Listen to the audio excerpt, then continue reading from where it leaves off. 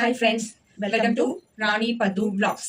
பத்மா ராணி, இன்னைக்கு நம்ம பார்க்க போறது இப்போ இந்த காலத்துக்கு ரொம்ப தேவையான விஷயம் என்னன்னா, ஒரு சோஷியல் மீடியால பார்த்த ஒரு விஷயம், ரொம்ப பாதிச்ச ஒரு விஷயம்னா 10 வயசு பையன் வந்து ஹார்ட் அட்டாக்ல இறந்து போயிட்டான் அப்படின்ற விஷயம் வந்து பார்த்தோம். அதுக்கான காரணம் என்னவா இருக்கும் அப்படின்றத பத்தி தான் இன்னைக்கு நான் உங்களோட நாங்க ஷேர் பண்ண போறோம். எங்களுக்கு தெரிஞ்ச விஷயத்த நாங்க ஷேர் பண்றோம். ஃபர்ஸ்ட் பசங்களுக்கு முக்கியமான விஷயம் என்னன்னா, தூங்குற டைமிங்கே வந்து அவங்களுக்கு மாறிடுது.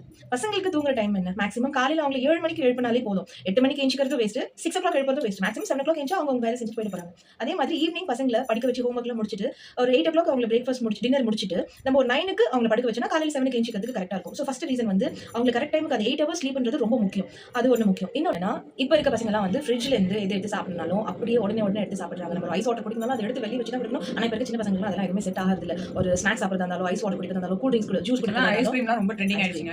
ஐஸ் கேக் ட்ரெண்டிங் ஆயிடுச்சு. சோ ஐஸ் கேக்லாம் நம்ம அப்படியே இன்டேக் பண்ணும்போது குழந்தைங்க கண்டிப்பா பிரச்சனை இருக்குங்க. நிறைய பிரச்சனை இருக்கு. ஆமா, நிறைய ப்ராப்ளம்ஸ் ஃபேஸ் பண்றாங்க. சோ அத ஒண்ணு அவாய்ட் பண்ணலாம்.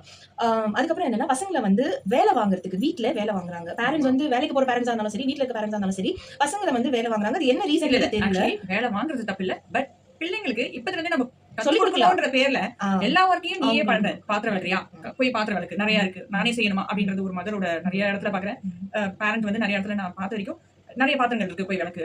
உன்னோட சாக்ஸ் இருக்குல்ல, நீ தான் துவைக்கணும். உன்னோட இன்னர் வேஸ் இருக்குல்ல, அதை நீ தான் துவைக்கணும் அப்படின்னு சொல்லும் போது குழந்தைங்க வந்து சில இதெல்லாம் கத்துக்கோங்க. ஓகே அப்படின்ற மாதிரி அம்மா சொல்றாங்க. அந்த பயத்திலேயே குழந்தைங்க நிறைய விஷயங்கள் பண்றாங்க. ஆனா விருப்பம் இல்லாம பண்றாங்க. ஒவ்வொரு குழந்தையும் போய் கேட்டு பாருங்க, இது உனக்கு விருப்பமா இருக்கா? அவங்க அம்மா சொல்றது கிடையாது. அவங்களுக்கு என்ன வருமோ அதை ஃபர்ஸ்ட் நீங்க என்ன இருக்கு, அவங்களுக்கு என்ன வந்து டேலண்ட், அவங்களுக்குள்ள ஒரு டேலண்ட் இருக்கும், அது ஒளிஞ்சிட்டு இருக்கும், அதை வெளியே வர வைங்க.